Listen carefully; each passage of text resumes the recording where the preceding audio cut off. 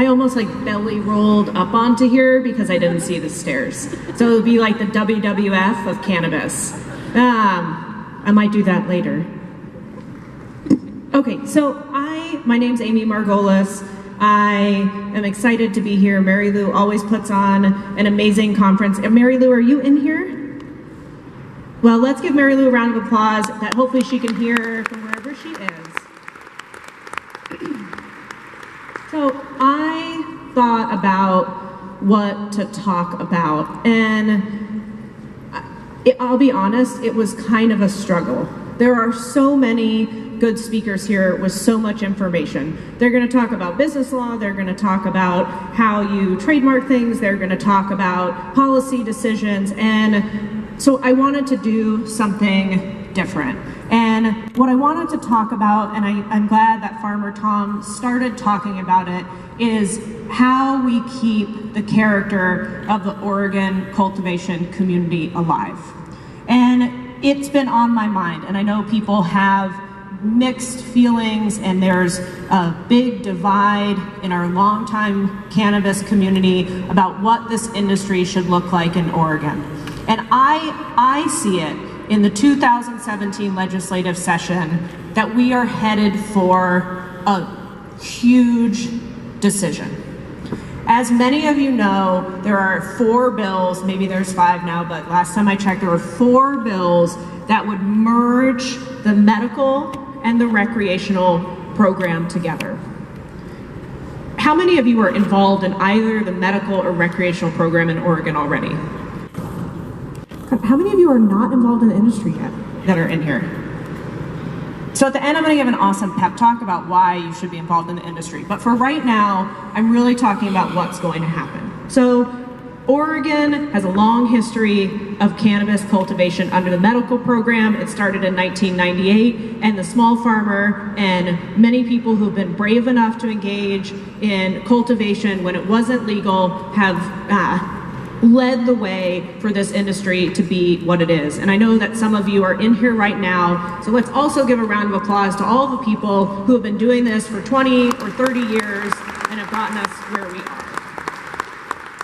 And many of those people have stayed in the medical community. Maybe it's because it's expensive to get licensed, maybe their property doesn't qualify, maybe they are unsure what's going to happen with the Trump administration, but they have stayed in the medical program.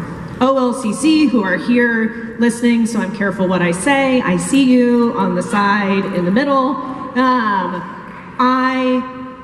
OLCC has done a really pretty great job of licensing the people who have turned in applications. They've been very liberal. We're open about the kind of, what money you bring in, criminal history. They've been very flexible, and especially the inspectors have been very, very easy to work with and accessible. That being said, we have come to this point where the OLCC, the Oregon Liquor Control Commission, might take the entire commercial medical program and absorb it. That would be a dramatic change from what we have now.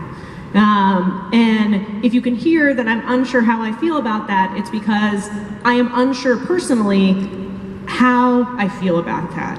And let's talk about how it might impact your business. So for those of you who raised your hand, how many of you are patients, growers, or caregivers in the medical program now?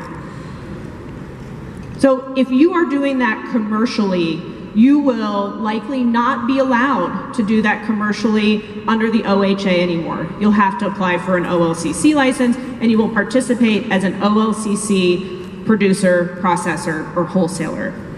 If you are a patient, you'll still likely stay with the Oregon Health Authority, but the entire commercial program will get absorbed. And so my question to you is, if that happens, how do we, like Farmer Tom said, retain what has made Oregon great? How do we make sure that we are protecting patients as we absorb all of the growers who are growing in commercial locations as we move this program forward? How do we make sure that we're not creating in the adult use program a huge glut of material, and how do we keep all of those medical growers from saying fuck it and going back or going to the gray or black market? I mean, those are real questions that we are going to have to answer as this legislative session moves forward. I know I've asked you to raise your hand like 10 times. I'm going to ask you to raise your hand again. How many, just as a kind of gut feeling, how many of you who are participating in this program or who have listened to me talk for 7 minutes, how many of you would like to see a streamlined regulatory program where everything is absorbed? How many of you are concerned about seeing a streamlined program where medical is absorbed into the recreational program? So these are things, you know, we, for better or for worse, we have been involved in the activism around this for quite some time. And these are things, this issue, you all, if you're not talking about it, if you're not talking to your legislators about it, if you haven't teamed up with an organization whose position you support, these are thoughts and feelings you should be sharing with someone. One of the things that's made the OLCC great and the legislature great and the OHA great, recently they've had some hard times, but generally they've held stakeholder meetings, is that they're willing to listen to what you have to say. So this is your industry. For those of you who want to come into the Oregon market, this is a great place to do business generally. Like I said, you have easy licensing, you have great places to grow, you have very few barriers to entry, and we're generally kind of a nice state. And our taxes are pretty low, so we're a great place to do business, but we are in a state of complete flux. And for those of you who have been doing this, and you have seen the, I'm gonna call it regulatory chaos of the last year, where we have seen licensing, we've had problems with testing, we've had challenges with packaging and labeling, we've had problems with processors and with deadlines that have been set that are unmeetable. I think we should be thinking about, as we go into this next legislative session, how to create some serious stability in this market.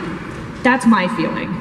And if we do not create some stability for the participants, if we do not create some stability for the consumer, and I go in dispensaries all the time, and I can tell you, I could not buy a pen in a dispensary I went in the other day because processors are having such a hard time getting licensed and getting through testing. So I could not go buy what I was looking for. So we have to make sure that we create and that you all engage in this process. Like I said, that you're talking to your legislators, that you're talking to other people, that you're talking to the agencies to create stability, to protect the patients, to create a viable market, and that is on us to do that.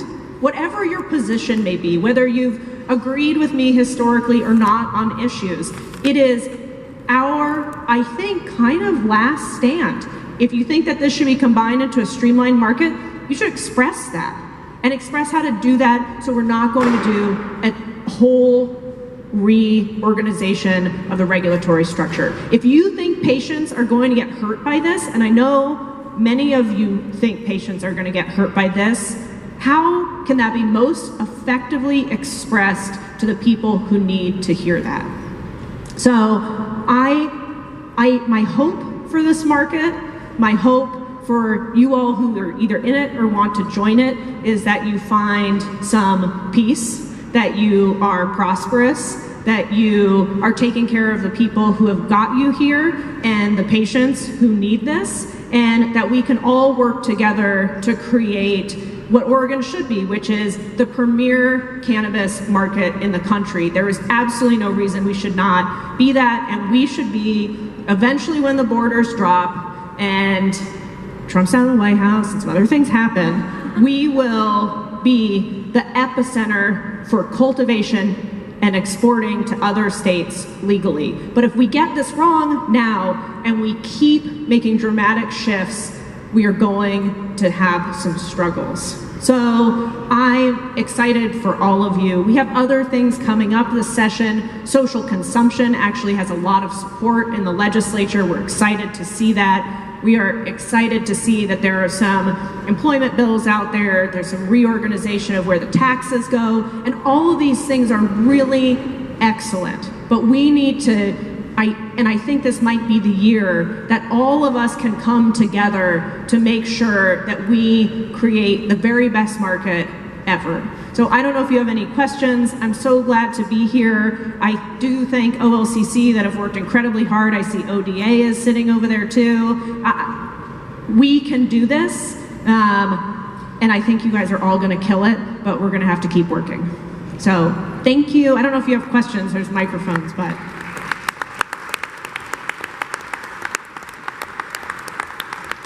I just about got my time right. So am I supposed to introduce somebody else? Thanks, Farmer Tom.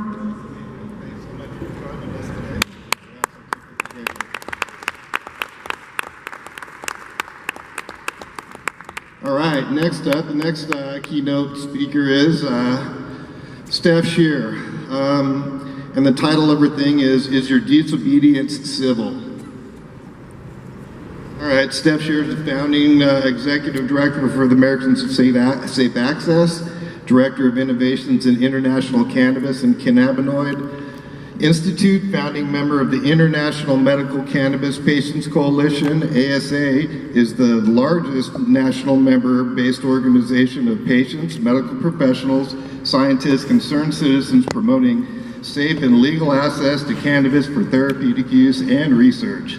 Steph has become the foremost international leader and expert on medical cannabis patient advocacy, alongside the American Herbal Products Association, has created the first industry standards of the area in distribution, cultivation, analytics, manufacturing, packaging, and labeling.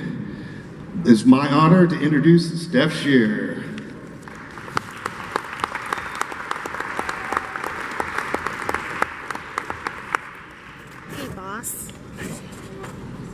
Perfect timing. Video?